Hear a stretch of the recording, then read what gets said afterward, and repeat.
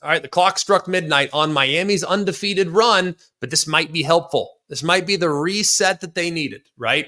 Georgia Tech entered the game nearly a double-digit dog.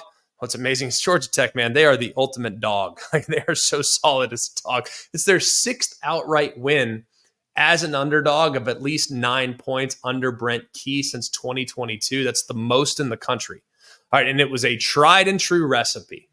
You got a great offense on one side, led by a Heisman Trophy frontrunner in Cam Ward, and it came down to really 3 things. What do you do when you had a great offense on the other sideline that you don't want to have to play against? Well, the best defense is ball control offense. Play a little keep away, right? This game came down to 3 things: ball control, third downs, and explosive plays. That's how all recipes like this are created. Let's start with ball control. Georgia Tech won the time of possession at nearly 35 minutes. Miami had only 10 possessions. And, one was late. I mean, just like some of the possessions barely count, right? Miami had just 10 possessions.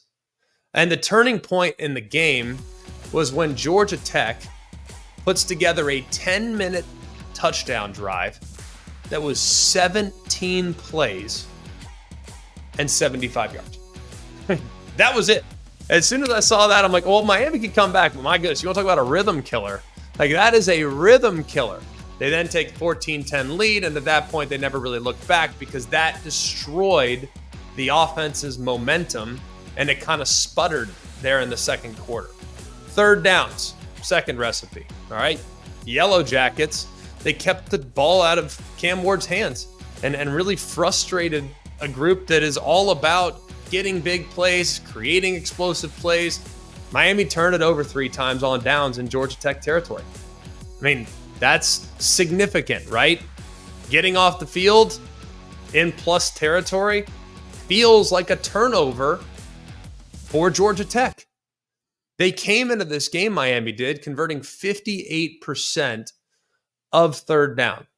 Well, it wasn't that way on Saturday. 3 for 10, 1 for 4, 3 for 10 on third down, 1 for 4 on fourth down.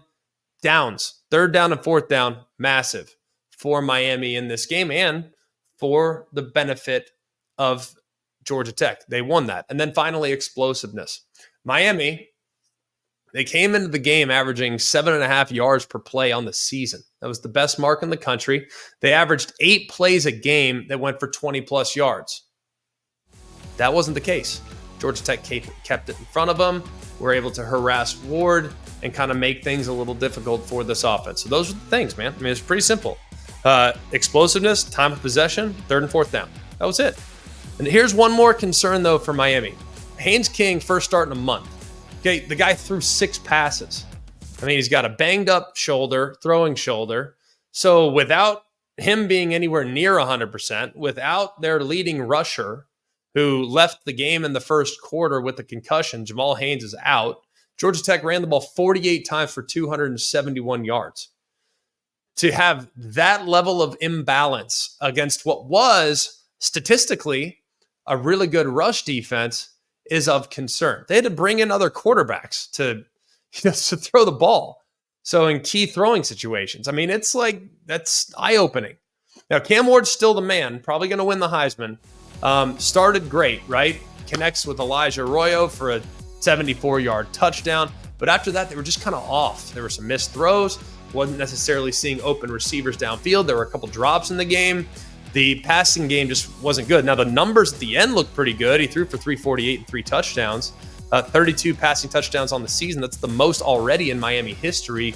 But it really wasn't where it needed to be. Now, Miami, does this make a huge difference? No, not necessarily.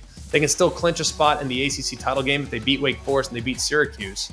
But now they're in kind of a tricky spot because the ACC is now probably likely only to get one team in. There was a scenario where if SMU beat an undefeated Miami, maybe Miami still gets in. I don't think that's the case anymore. And then one more kind of subtext note. Do you realize how bad it was for Florida football teams this weekend? Miami lost to Georgia Tech. UCF lost to Arizona State. South Florida lost to Navy. FAU lost to East Carolina. Florida lost to Texas. Florida State lost 52-3 to Notre Dame. Bethune-Cookman lost in 5 overtimes to Southern. Stetson lost to Marist. And Florida A&M lost to Prairie View A&M. Yes. Not good for the state of Florida. Not good at all. Credit to FIU, though, who was off this past weekend. And they were, I can confirm, FIU was undefeated in week 11. So by a process of elimination, FIU, you are the week 11 state champions of Florida.